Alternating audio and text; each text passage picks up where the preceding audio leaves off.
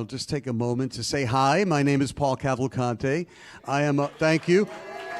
I'm a radio host with a kind of a broad portfolio. I have lucky enough to have shows on public radio stations in New York City that are very intimately connected to this building and this space.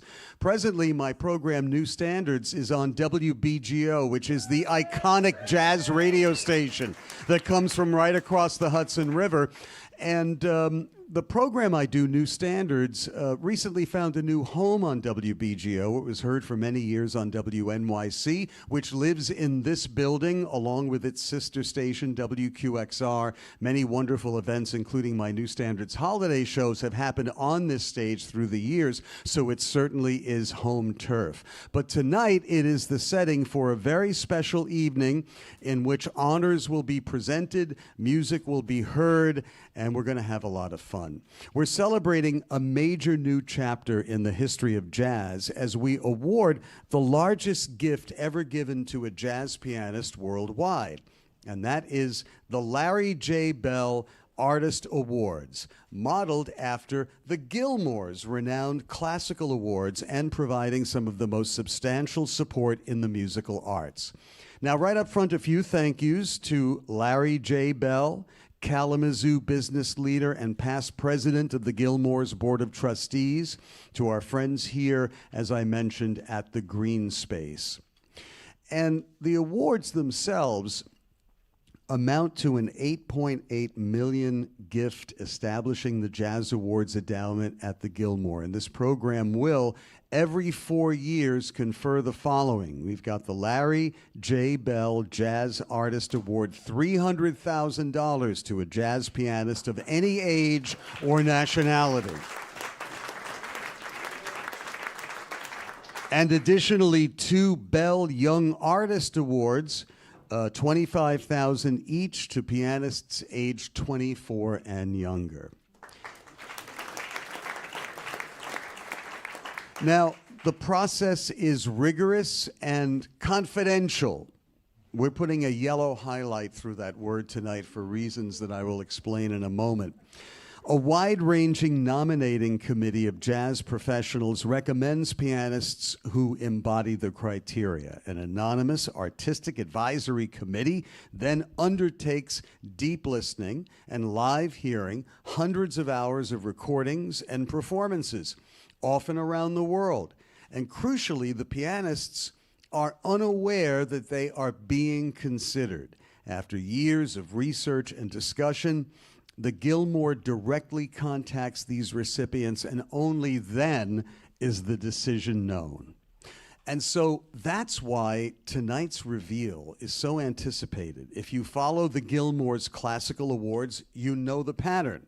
Each recipient doesn't just possess astounding technique. They have a distinct, deeply personal musical voice. And when a Gilmore artist is announced, you don't just want to hear them.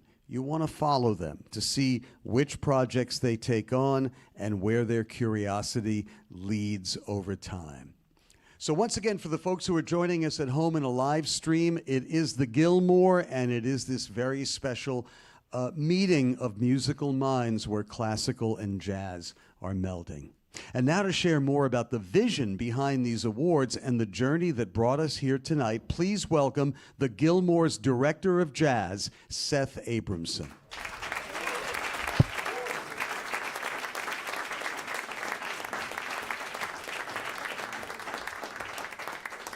Thank you so much, Paul. And welcome to everyone here for this very momentous occasion tonight.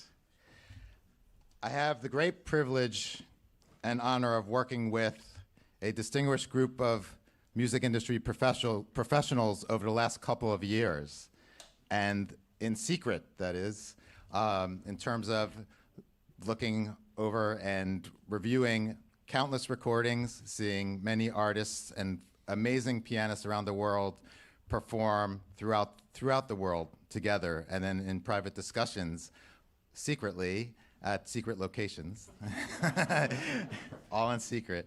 And I'd like to reveal their long-awaited identity now, here tonight, for all of you here in the room and watching on our live stream. And they are as follows. Joan Carac, the artistic director of the Barcelona Jazz Festival. Vivian Chu, Steinway and Sons, Director of Cultural Partnerships and Artist Services. Then we have Chris Roberts, former head of Universal Jazz and Classics internationally. Mark Ruffin, who is the program director for the Real Jazz Channel on Sirius XM Satellite Radio. And finally, Wayne Winborn, the executive director of the Institute of Jazz Studies at Rutgers University, Newark. So join me, yes, in thanking these gentlemen who gave their amazing insight to the work that we were checking out in these artists over a prolonged period of time, over 2 years now. They've dedicated themselves to this search together. So I really appreciate it. Thank you, gentlemen, and we all thank you. Tonight's winner more than meets the award criteria as follows. Is a profound musician with a breadth of musicianship, has stage presence and meaningfully connects with audiences, has demonstrated they can sustain and have the desire to continue to build upon an active recording career along with a global touring career, shows a collaborative spirit with fellow musicians and the industry, has an individual, artistic, musical voice and concept inclusive of original compositions, which is very important in jazz, as we know, and can make an impact on the music, and whose developing career can use the enhancement that the award's prestige and funds provide. So that is the criteria with which we conducted our search of the amazing artist who you'll get to know better tonight. So thank you so much, and I'll turn it back over to Paul now.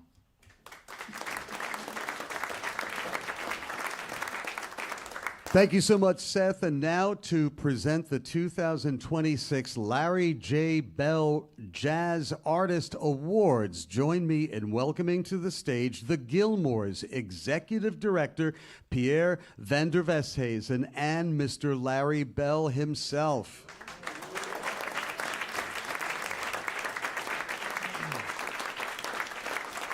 Thank you, Paul. Good evening, everyone. It is such a great joy to be finally here at this moment. Larry Bell, the board of the Gilmore, and I have been dreaming and planning for this for years.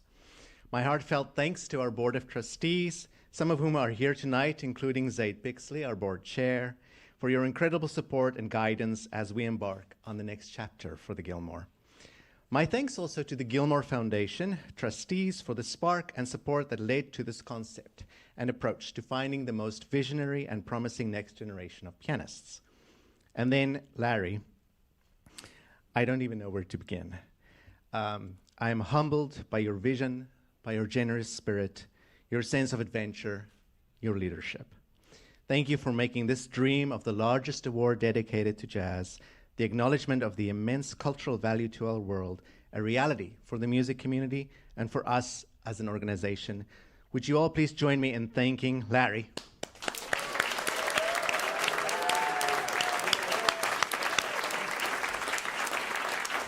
And I'll now hand it over to Larry to announce the first recipients. Here. Thank you all. Welcome. Thank you all for coming out tonight. I want to just go back to the secret part again, just for a second. So just to let you know just how darn secret it is, when I was president of the organization, as president, I wasn't allowed to know who was on the selection committee for the Classical Awards. They have an encrypted website. Pierre's predecessor, now and then we would run into Dan Gustin at the airports, like, where are you going? I can't say. Are you on the flight to Philadelphia with us? You know, and but trust me, this thing is on lockdown. The next thing I want to say is I'm just thrilled to be here in a public radio space tonight.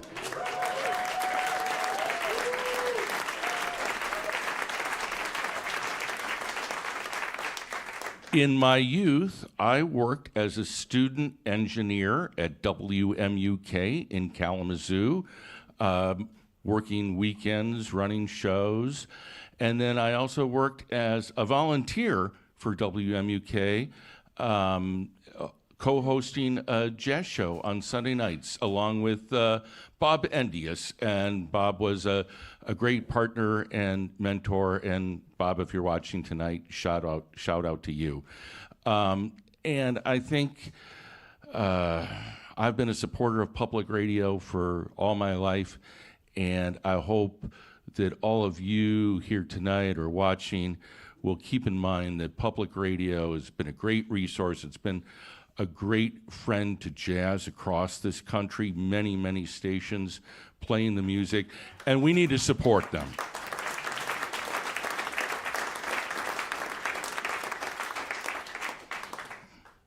I'm also very cognizant tonight of and aware the moment. Not many people get to do what I'm doing tonight. And with the Gilmore, it kind of goes back, it does go back to Irving Gilmore. And Irving left some funds, and it was decided to honor him to put together the festival and the award winner.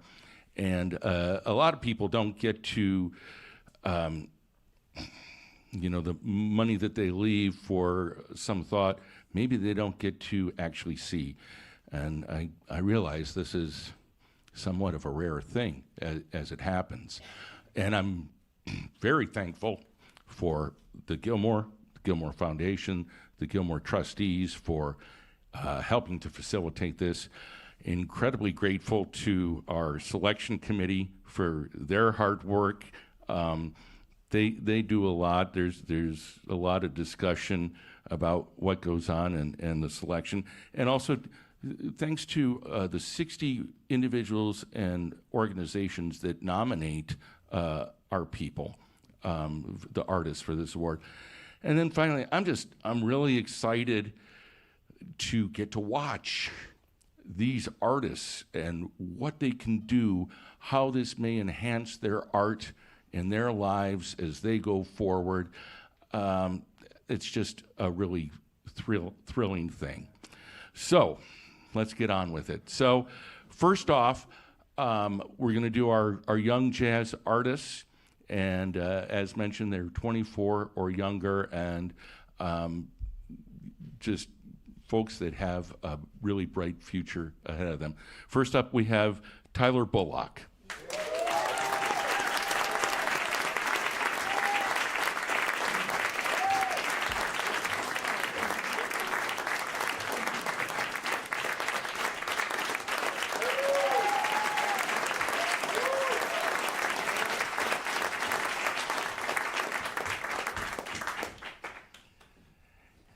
Next up, we have Esteban Castro.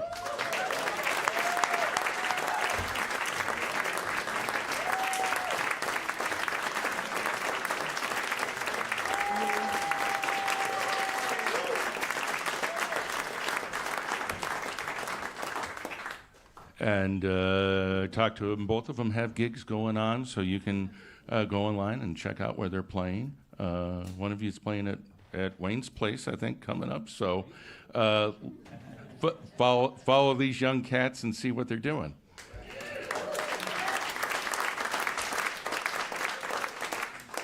Finally, we have our inaugural winner with the $300,000 prize. Please welcome Mr. Sullivan Fortner.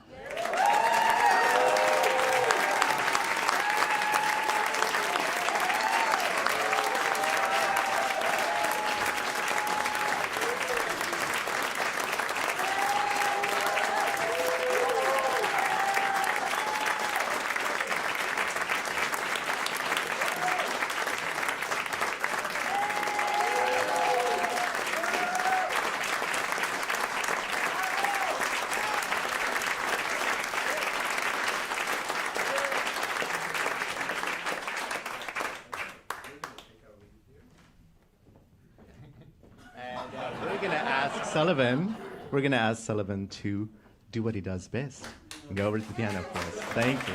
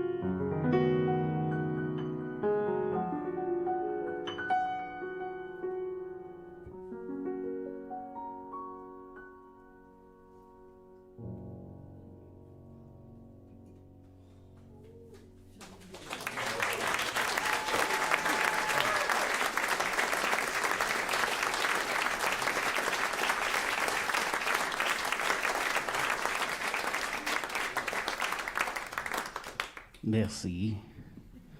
Gracias. Grazie. Thank you.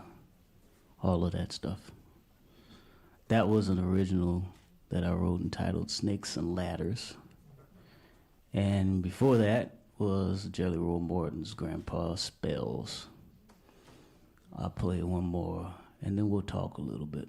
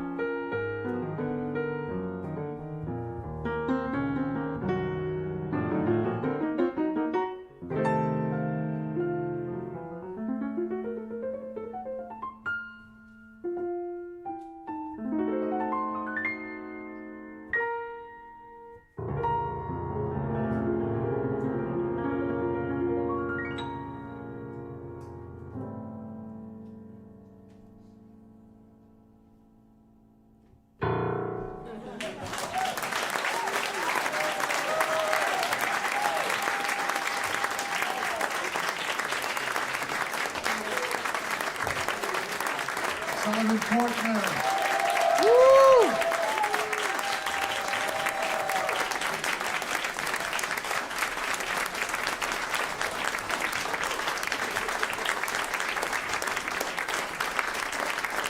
And now let's invite to the stage Mark Ruffin for Conversation with Sullivan.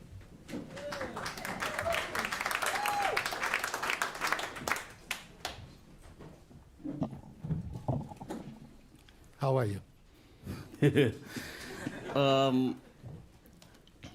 Overwhelmed, surprised, shocked, kind of in disbelief. Almost when I got the news about it, I just kind of had it in the back of my mind and just kind of put it off. Didn't really think, I kind of feel undeserving, unworthy of it, but also very humbled. And Now, you've known for a few weeks. Is that right? I've known for a few months. A few months, okay. Yeah. Where were you? How'd you find out? I was in Atlanta. Well, I got a phone call from Chris Meese, who's out there. Has probably been probably one of my best friends for like 20 years. And he also works as my agent.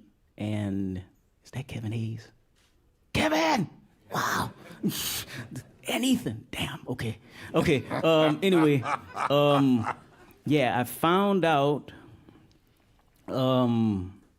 He called me and he said, so when you get to Atlanta, when you land, you need to do something at 3:00. So you need to go to one of the conference rooms or like banquet rooms in the lobby of the hotel. I was like, why? He said, I can't tell you, just show up and get dressed. And it's like, dressed for what? It was like, well, what is this? And, so I did as I was told. And I was like, okay, this is going to be interesting, whatever it is. And I thought it was going to be like, it could have been anything, like some kind of interview or something that I had to do because I was in the middle of a trio tour at the time. Mm-hmm. And then I saw you in the room. And I saw Vivian and I saw Seth. And I saw a couple people that I recognized. And I was like, what the hell is going on in here? And I was sitting there meeting. I remember meeting and greeting everybody, and then Larry Bell grabbed my hand. He was like, "Hey, my name is Larry Bell, and I represent the Gilmore Keyboard Foundation." I was like, "Uh-oh, I have to write something."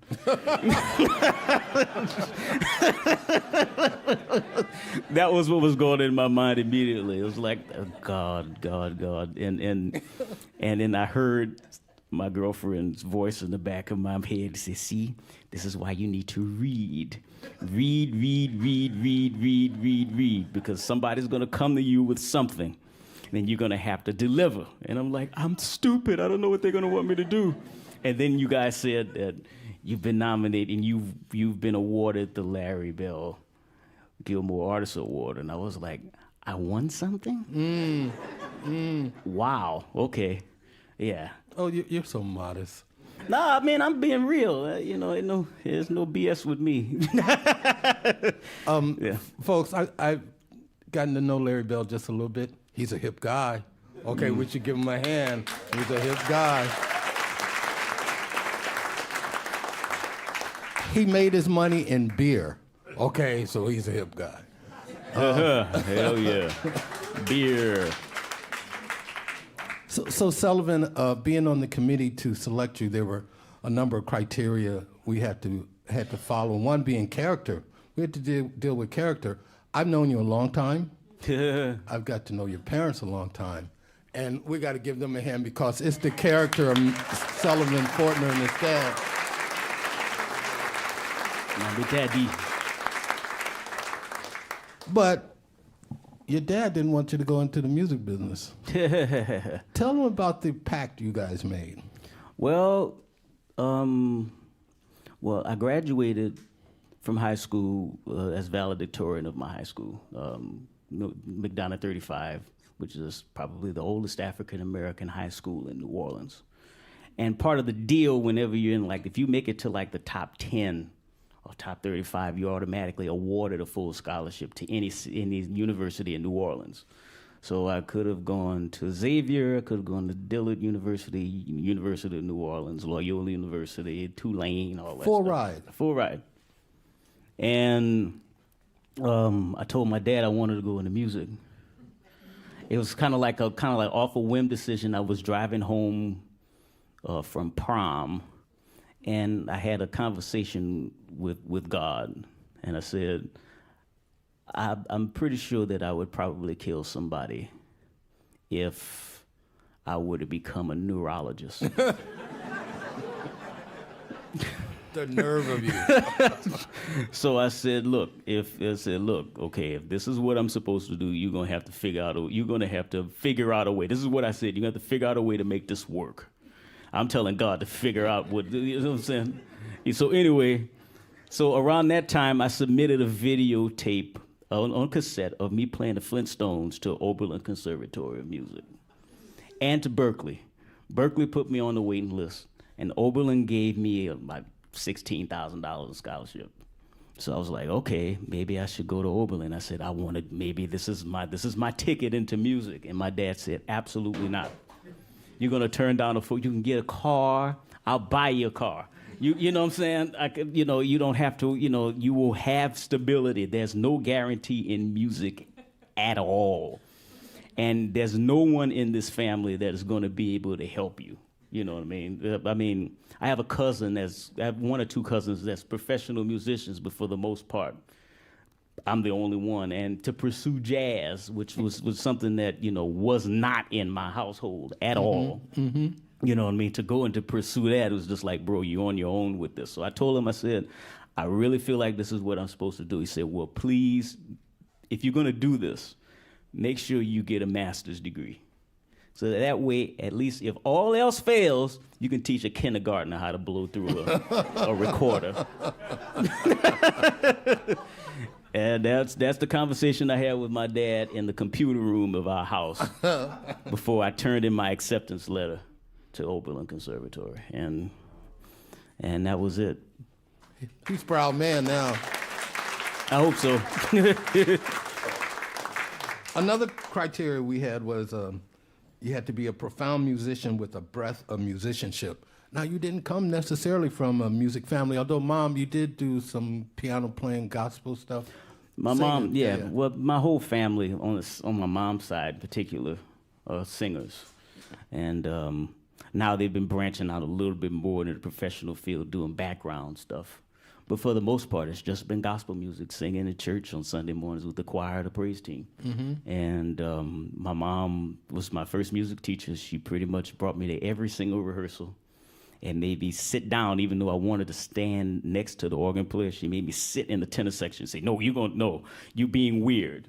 And and the choir director, who was also the organist, was Miss Betty. She's like, no, he's fine. He's not bothering me at all. So I would just sit next to her. And of course, I had a crush on her because, she smelled like cocoa butter and she had gold hair. She smelled good. When you're 4 years old, you smell good and you got treats, you're in love. You know what I'm saying? Yeah, so that was what that was. I mean, but the person I always wanted to play for always was my mom and my grandmother. Mm-hmm. Those are the people I wanted to play for. I had no idea I would be doing this at all. I just wanted to play. I wanted to play for my grandma and be able to keep time. That's all. Wow.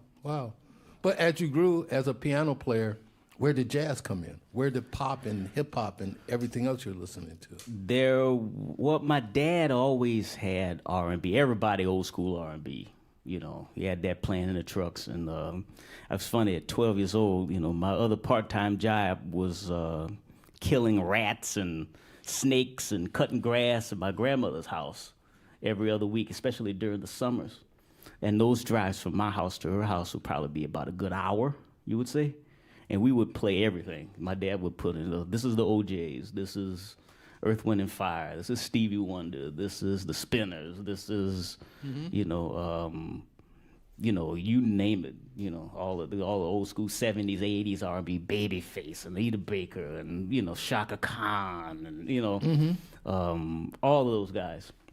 Michael Jackson. My mom was also an R&B fan too. Don't get it wrong. You know, Yeah. she was, but mostly in the car with my mom was mostly gospel music. Me and my sisters would ride home, and ride to and from school, just doing ear training tests. So she would say, okay, she would play a recording of a gospel album. She'd be like, of a song, and she'd be like, all right, Sal, my nickname is Sal. She said, all right, Sal, what's the alto line? Wow. And we would have to sing it back to her. And it would be the same with my sisters. So Amanda, who was my baby sister, said, what's the tenor line? And she would have to sing that back. And we would all be trying to harmonize. We would harmonize. Me and my two sisters would harmonize. So with my mom, we would harmonize all the way through, just going through the whole song. And that's how we developed our ears. You know. So, you know, she was, like I said, she was my first music teacher in that way. Wow. Okay, so where did jazz come in? We got gospel, we got R&B. Where did jazz come in? There was a guy that came to church. I had to have been about 11 or 12. His name was Ronald Markham. Ronald came on the organ. He was like, oh, you got a lot of talent. Sit down. This is after choir rehearsal one day. He was like, okay. And he goes through and he starts playing Bach preludes. I said, what's that? He said, this is classical music. He was like, okay. And then he goes and he plays some jazz. He's like, what's that? Like, sound like Jimmy Smith on the organ. I was like, what is that? He said, that's jazz. He said, you need to go to the New Orleans Center for Creative Arts. And I'm like, well, what do I need to do to get into that? He said, well, just apply. Just apply, just the way you play. And so I applied. 8th grade, I was in the 8th grade, I applied. I couldn't play a C major scale to save my life. I didn't know how to play a scale going up or a scale going down. The only thing I knew was gospel songs, so I auditioned playing Because He Lives and got in. Wow. And yeah, and that was my introduction. I walk into the classroom the first day of school. It was Christian Scott, better known as Zion Atunde Adjua. There was Troy Trombone Shorty Andrews, you know. So I'm like, as I'm learning jazz, I'm also being surrounded by a community of people who actually grew up with the music with a certain type of legacy with it. And so they kind of took me under their wing. And he was like, you need to listen to this record. You need to check this out. I had a teacher named Peter Martin who said, okay, this is Herbie Hancock's theme for Blow Up. Don't come back next week until you've learned it. And so I learned it. And said, okay, cool. And I hated jazz for the first 2 years of it. I just couldn't stand it. It was too long, solos, none of this stuff made sense. It was like, this is a waste of time and energy. You know, because I just wanted to play the big chords, you know what I mean? You know. And so, my teacher, Clyde Kerr Jr., gave me an album called Concert by the Sea. Ooh, Errol Garner. And he said, if you do not like Errol Garner after this, you shouldn't be a jazz musician. And it was the first time I had actually experienced music to the point of tears. And that was it. I've been trying to chase this thing ever since. That second tune you played, what was the name of that? That was an original. That was an original. It was called Snakes and Ladders. That's right. There was a little impressionistic vibe going on there. Uh-huh. Were there classical musicians part of your musicianship coming up? Yeah, you know, I had a little girlfriend that sang opera. I always have girlfriends that are singers. What a drag. I am not going there. But no, she was an opera singer, so she introduced me to people like Puccini and Verdi and Wow. you know, and then when I got to Oberlin, you know, Oberlin being like a prestigious conservatory, especially for vocalists, you know, going around the practice rooms and going to the operas that they would put on at the school. You know, listening to the Oberlin Orchestra, you get exposed to Rimsky-Korsakov and Berlioz and you know, Rachmaninoff and Prokofiev, piano concerto. There was a piano concerto competition I will never forget, because I walked in, I was practicing on a concert stage. I was trying to fumble through some Chopin, and one of the classical ladies walked in and she looked at me. She was like, "What is that you playing?" And I said, "I'm trying to play a Chopin etude," and she laughs at me and walks away. Yeah, you know, those are just fun times. Yeah. You remember it must have inspired you. It did. It definitely inspired me to practice, for sure. Okay, now, the Gilmore is a classical organization before they ventured into our sphere Had you heard of them before? I had, as a matter of fact, I had done some concerts through the Gilmore because of the American Pianist Association. I heard that Joe Harrison is here. I'm Yes, not sure. he is. I saw He him. is? Yes, Hey, there- Joe. What's up, Joe? He's the president at the time. Well, no, yeah, at the time, not anymore. Yeah, He not made that anymore. clear to me. Retirement. He made it clear. Retired and happy, probably. But no, just and also I'd heard about it, at Oberlin and Manhattan School, But people, mostly from the classical mostly folks. from the classical folks, But you played the festival before. I played the festival a couple times. Okay, so you have this big prize, the biggest jazz prize ever. And you've had a few months to serenade, or to marinate with it.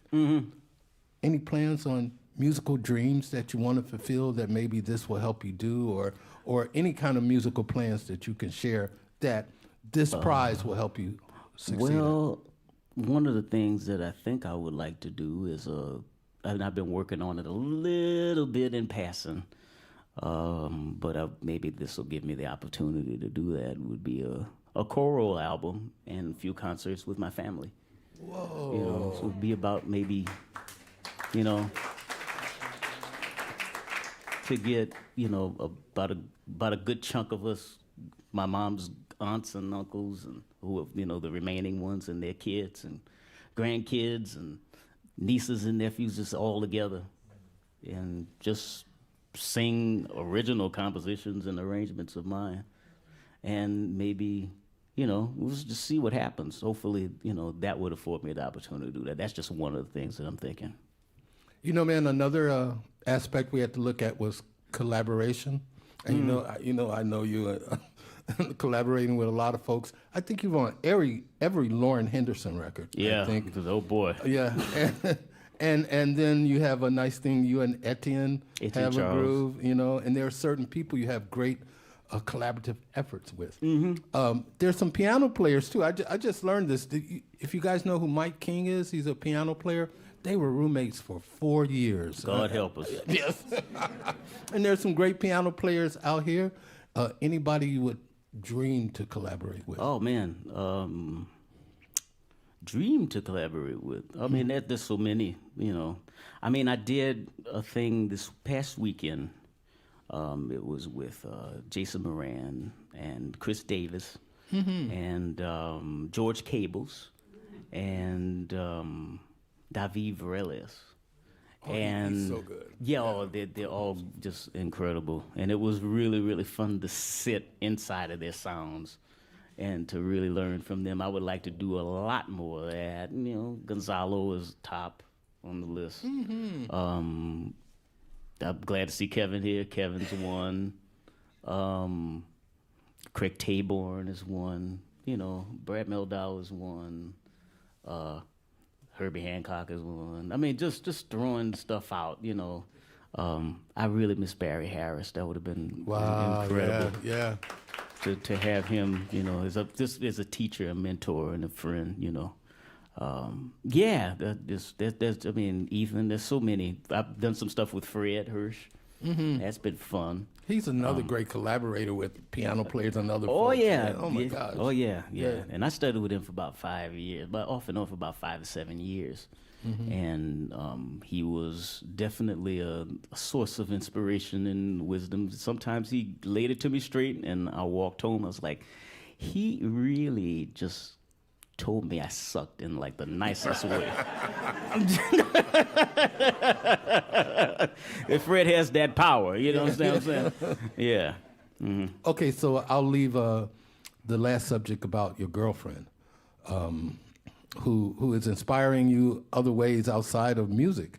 Your clothes, and Yeah, I was looking like a homeless person before I met her.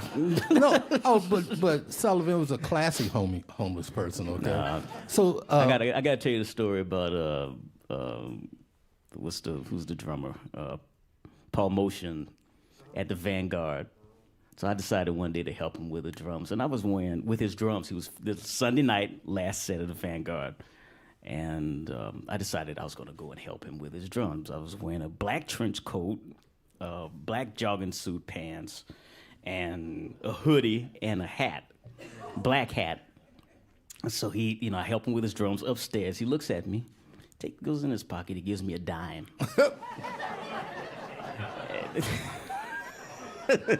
And then after it was over, after I was like, oh, thank you. And then this guy said, Sullivan, where you going? So I might go to Smalls before I go home, late night jam session. It'll be fun to go and hang out and play. So he looked at me, Paul Motion looked at me and said, wait, you're not homeless?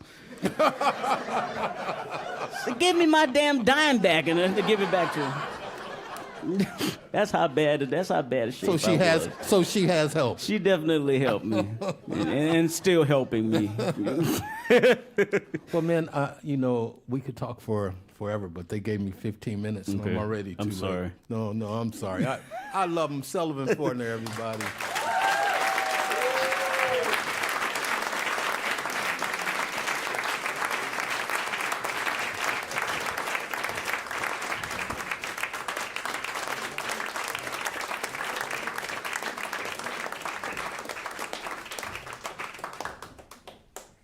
I like that you are reassuming the position. No, not that one. Not that one. More music? Let's do it. Can we? One more song? All right.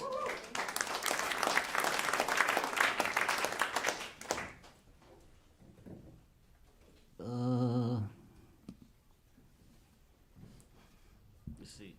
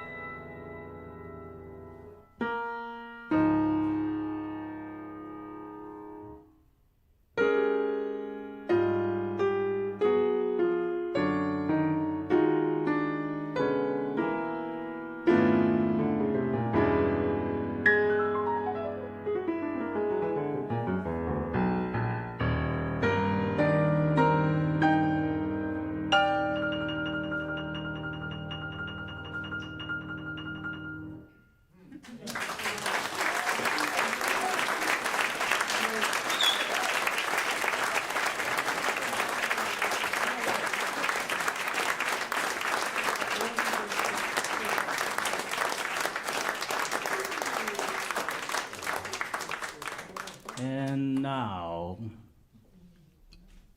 well, that was around midnight by Thelonious Monk, and we are celebrating his birthday this month. And it is with gratitude that, we remember and reflect on the brilliance of Thelonious Monk and what he means to all of us who play the piano and all of us who play the music that they call jazz. At this time, please welcome a couple friends of mine who I've gotten to know over the past few years, and you guys know them as young artists, but I know them as old artists. They've been here before, and they're both brilliant, genius pianists, and we'll play a blues, and then we can go eat. Please welcome Esteban Castro and Tyler Bullock.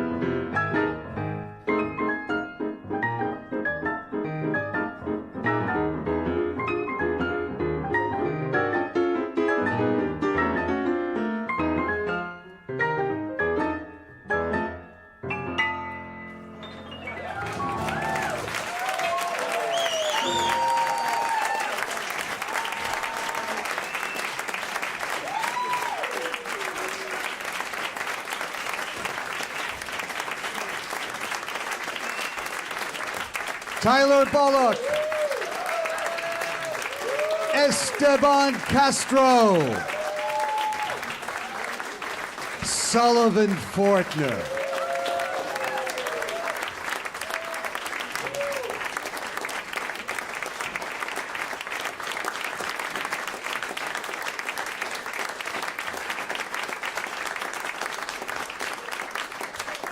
Next time, we are ordering out for a second piano. Wow.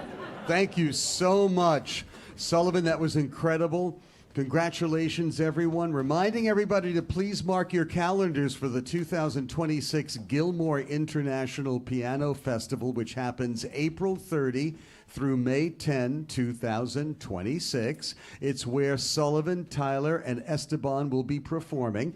Thanks, everybody, for tuning in around the world. And thank you to our media partners, All About Jazz, International Piano Magazine, Jazzwise Magazine, Steinway & Sons, WBGO Radio. Paul Cavalcante, good night.